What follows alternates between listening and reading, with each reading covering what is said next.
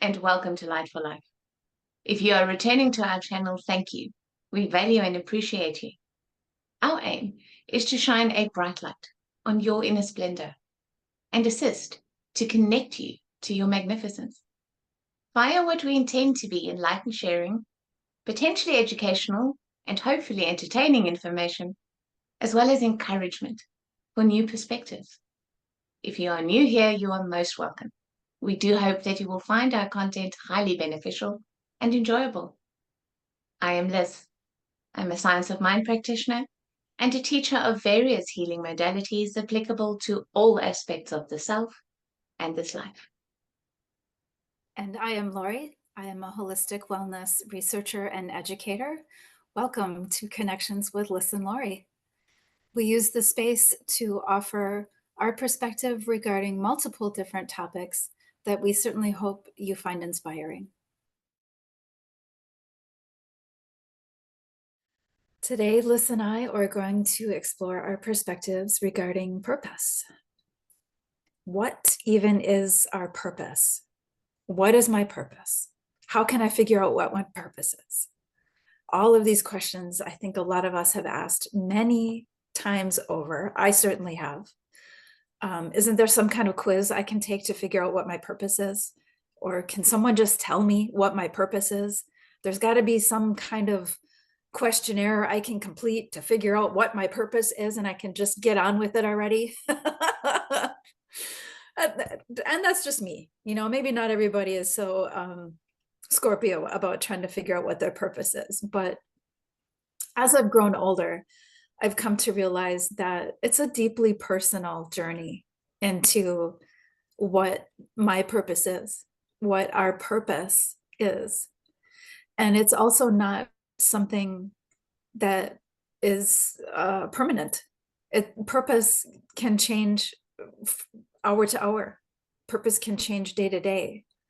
But really the only true path, the only true road to understanding what our purpose is really getting in touch with that inside self, for lack of a better word. Finding purpose for me was only done when I stopped trying to intellectually figure it all out from an ego perspective and really started to get quiet and to spend time with myself in that quietness and reconnecting with that little spark inside to try to understand who I really am and how that demonstrates in my life and in my world and in my work and in my day. So it's really, in my opinion, it's a really deeply personal experience. And the more that we connect with that self and the more that we can get quiet, and how I usually explain it is kind of to take your brain off and put it in the back of the bus and tell it to sit down and be quiet and really center again and settle again and relax again. And the more that we spend time doing that, the more we realize we just naturally start to live our purpose. It's not this defined thing that you think it's going to be. It's, in fact, sometimes for me, it's hard to define what it is that I do, because purpose doesn't necessarily have human words all of the time. It doesn't necessarily have a definition that I can describe all of the time. And I don't think I'm really all that different from anyone else. Is purpose can't always be defined by cute little phrases on a business card. That's something we grow into the more that we expand our awareness. What say you, my friend? Well, I have so much to say about this. Purpose is one of my favorite topics. So my only concern is that I'm going to forget to say all the things I actually really want to say, because there's so much. There's so much. So where to begin? First of all, yes, It is about aligning with our essence. And essence is. Essence just is. Yeah. And essence really is not concerned in the least with what you do to express it. Yeah. All it's concerned about is that you express it. And so our egos like to come up with plans, Yes. goals and directions and definable things that we Yes. find our purpose in. But you know what? That's not a purpose, that's a calling. And some people are born with a calling. I know I was. But a calling and your purpose are not necessarily the same thing.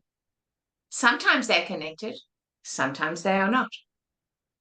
Because purpose doesn't care what you're doing. It cares about what you're being while you're doing whatever you're doing. So go ahead and do whatever you want. So for example, if you feel that your purpose is to increase care, increase the presence of care in the world, then how you go about doing that is entirely up to you. What floats your boat?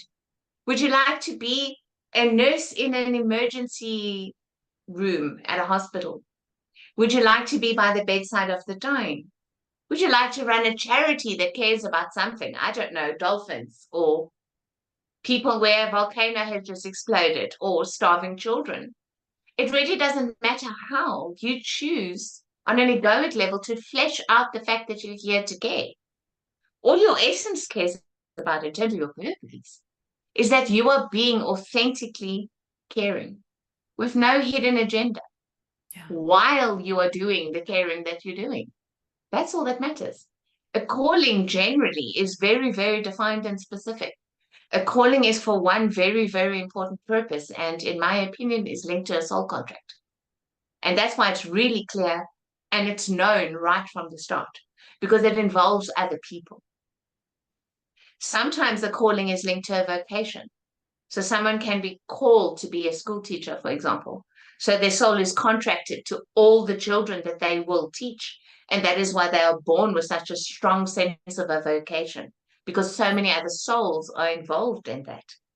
And that person is supposed to be an influential force in so many young souls' lives. But a calling is not always a vocation. Sometimes the calling is what we're meant to sacrifice. Sometimes the calling is someone we're supposed to serve. Sometimes the calling is literally a duty. And more often than not, purpose has nothing to do with any of those things. Purpose has nothing to do with any of those things. And so not only can we not define it, but we also can't even seek to. Yeah. Because the truth is it's revealed. Bit by bit, little by little, it's a puzzle piece that comes together. And it's revealed to us what our purpose is. And we usually have to be approximately 40 years out of childhood before that gets any kind of definition. Because in the 20s, all we're doing literally is wasting our time. In our 30s, we're trying to make up for the mistakes we made when we were 20. And by the time we're 40, we're starting to think that we get it, and we're actually starting to get it. So that's when we can begin to be shown some of the puzzle pieces. Yeah. But sometimes it takes until we're 50 until they all come together. And we can actually see the picture that these puzzle pieces make. Sometimes we have one or two pieces, but we can't see the picture. It's like, how could this possibly link? And then when it does, it's just magical. I agree. And I couldn't agree more with sometimes by the time we're 50 and we look back, we do see how all of those pieces that seemed completely random were not random at all. They really were creating a tapestry in a way. And I think that's the beauty of growing older. I don't think any of us want to grow older. We don't want to become older, but there's such a profound wisdom in growing older, especially when we look back and realize all of those experiences really did matter in the greater understanding of our evolution, of the evolution of how we come into our purpose. Yes, absolutely. And like I say, we have free will, such free will about how to express it. So how could we possibly go on some retreat to discover Yeah, a thing that's not discoverable? I've It's not tried. discoverable. It's like, if I can speak personally for a little bit, um, as a little girl, I was born with this incredible sense of a calling on my life for children. Mm, And it evolved over the course of my young life into being specifically about alleviating the suffering that children experience, mm, whether that's physical suffering in hunger and things like that, um, or just being abandoned, emotional abuse. I had a calling from as young as 5. And in later life, that calling led to me not only being profoundly involved with a lot of charities, but also actually adopting my children by choice. yeah. And again, it's because I was contracted to be involved in their lives. But it took many, many, many more years to come to understand what my purpose actually was, because it was none of those things. What my purpose is all wrapped up in is power, understanding power. And so the powerlessness of little children, disadvantaged or impoverished or abused little children, the powerlessness was the part that fitted into my purpose and why that was part of what I had to do. But it was so not all of it. So I had to experience powerlessness in so many different forms in order to understand power in all of its different expressions, Mm, so that now I can do the fulfilling of my purpose in terms of teaching people about their power. And that's what that puzzle piece picture was all about all along. But it took me until 50 to truly see that. And once I knew it was all about power, then you couldn't stop me. Then I was flying because now I've got my frame. Now I know what it's all about. And you can't force that. You can't go seeking for that. That comes when it's ready to be shown. yeah, That comes when you can see it, when your perceptual filters have cleared sufficiently and you've built up enough experience. yeah. But the beauty of purpose, one of its most stunning qualities, is the fact that it protects us. Our purpose protects us. Because Interesting. if you are here to do something that is extremely important to your soul, to the planet, to the collective, purpose will protect you until you have achieved that. And that is why it is so crucial for us to come into alignment with our essence and our higher self. Because when we do that, we're in line with our purpose. Mm. And so we're safe. And aren't we all so busy seeking safety? For most of our lives, we don't have time really to do anything else. So the sooner we can come into alignment with that true essence of who we really are, what just is. Power just is. So I can go without it, or I can align with it. And that's my story.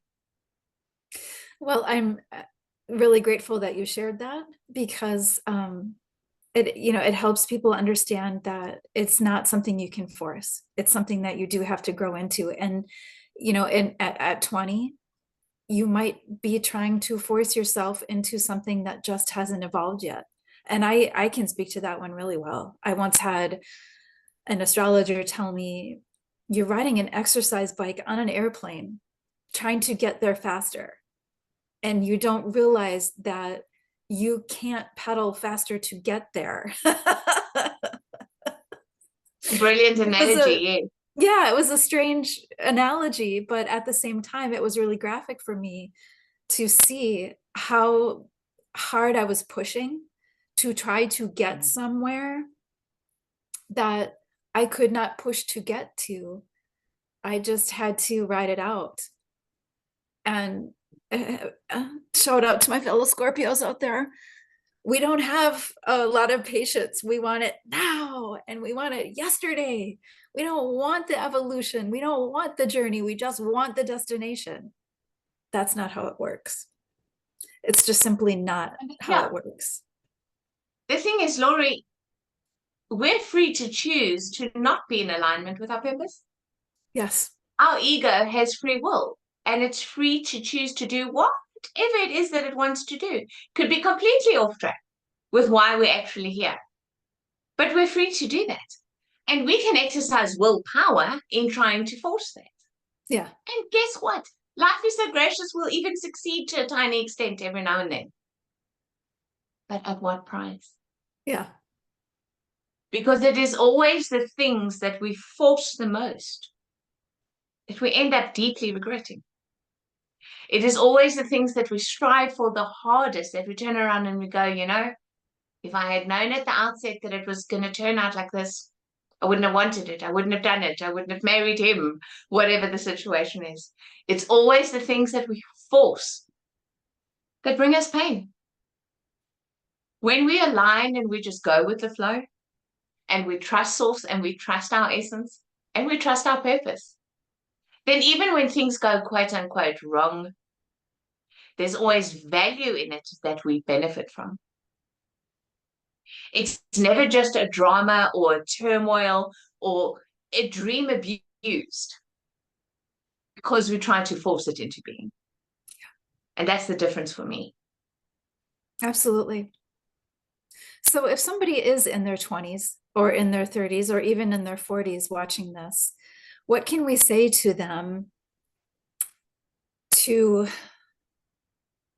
I don't know, be less discouraging of the process, to support the process?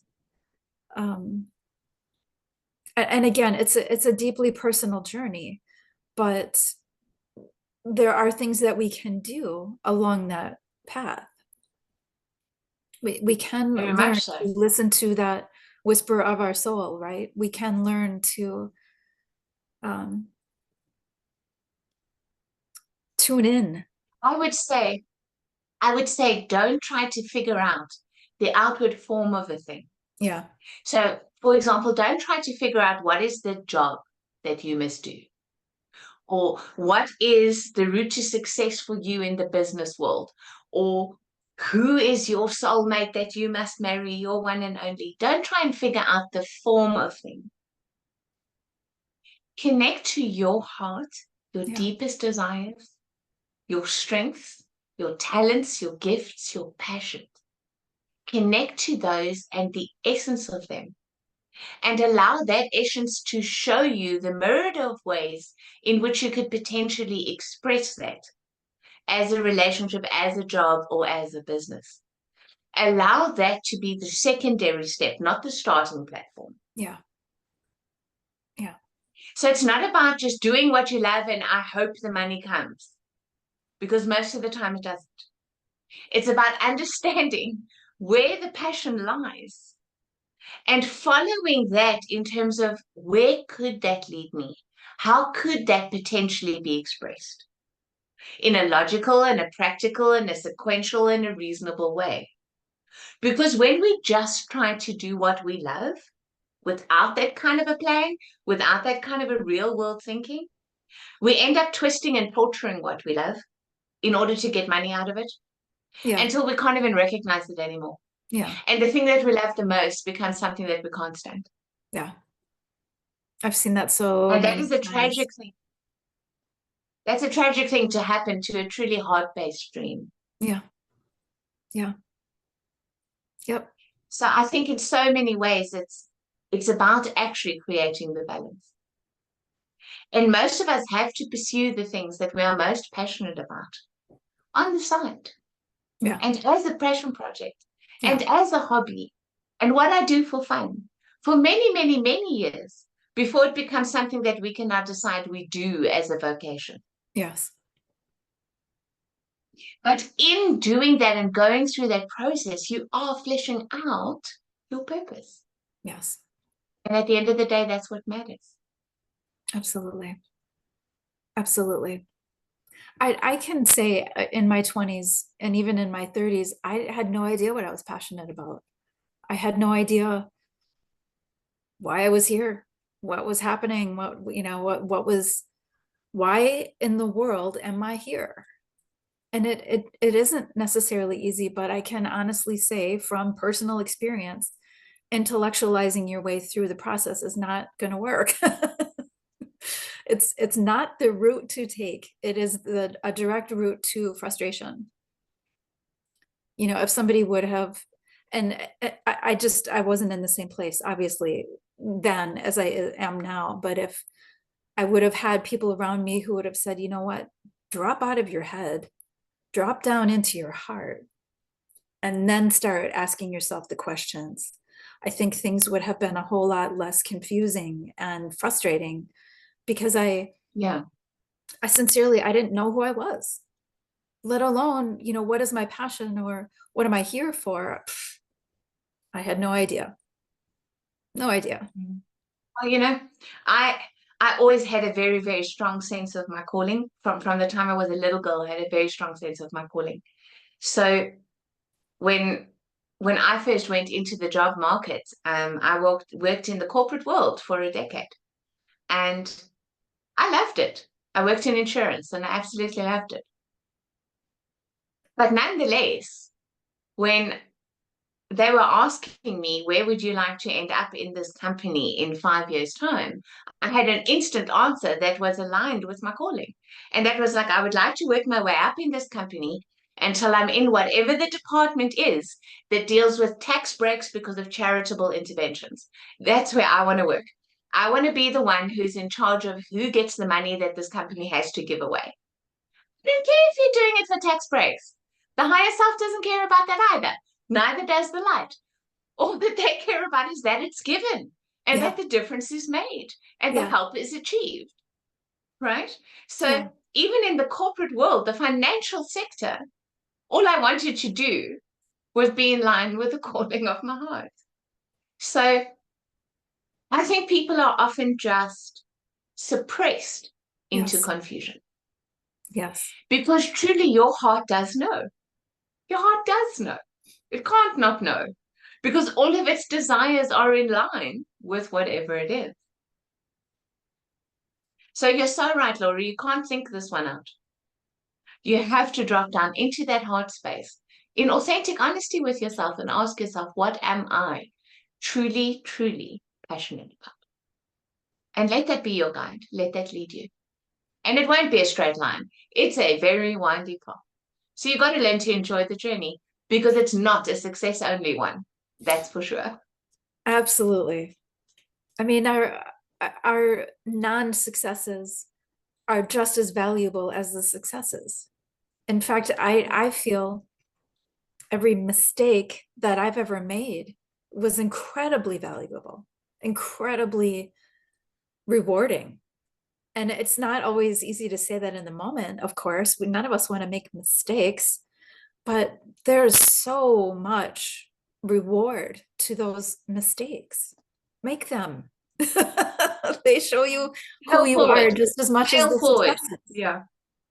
Yeah. Jordan Peterson says stumble upwards. And Yeah. I love that. Fall Yeah. forward, fail forward.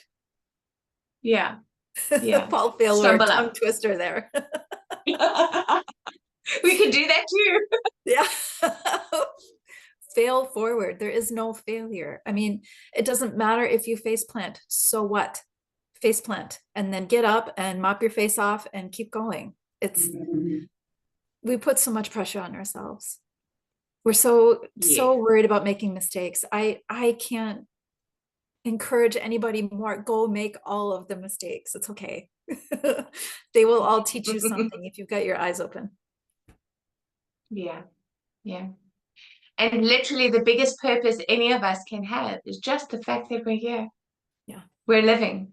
We're here to experience this life, this physical manifestation and incarnation. We're here to experience it. We're here to experience it all.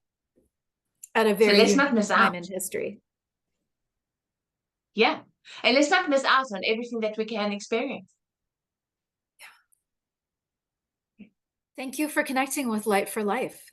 If you appreciate reminders, please go ahead and subscribe to the channel so you can receive those notifications. If you would like to work with one of us, you can find our contact information in the About section of this channel. Yes, thank you for connecting with Light for Life. Please share your insights, your questions, and your comments with us in the comment section below. We value your feedback. And we really hope that we will see you for our next episode. We upload one every Thursday. Until then, bye-bye and be joyful. Until we connect again, we send you love and light.